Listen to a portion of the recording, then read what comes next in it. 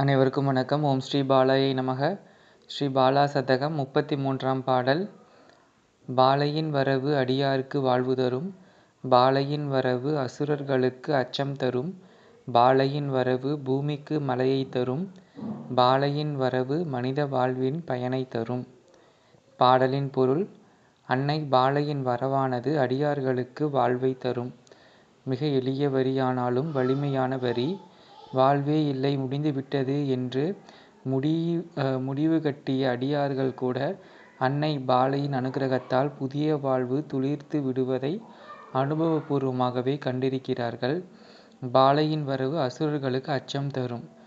அடியார்களை சூழ்ந்துள்ள அரக்க குணங்களாகிய அந்த கர்ம வினைகளுக்கு பெரிய அச்சத்தை கொடுத்து அவைகளை அப்புறப்படுத்தி அடியார்களை காப்பது பாலையின் வரவாகும். பாலையின் வரவு பூமிக்கு மழையை தரும். எப்படி பூமிக்கு மழை பெரும் செழிப்பை தருகிறதோ அதே போல அடியார்களுக்கும் பெரும் செழிப்பை தரும். விவசாய அடியார்கள் பாலையை வழிபாடு செய்யும் போது நல்ல மழை வளம் பெருகி அந்த சுத்து வட்டாரமே செல்வ செழிப்போடு இருக்கும், பசுமையோடு இருக்கும். பாலையின் வரவு மனித வாழ்வின் பயனை தரும்.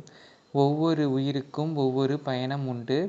அதேபோல் மனிதரின் பயணம் என்னவென்றால் அடுத்த கட்டமான தெய்வத்தை அடைவது மனிதனின் பயணமாகும். அப்படி இருக்கும்போது அந்த பயணத்தை மிகவும் எளிமையாக்குவது அன்னை பாலையின் வரவாகும். அதனால்தான் பாலையின் வரவு மனித வாழ்வின் பயனை தரும் என்று கவிஞர் குறிப்பிடுகிறார்.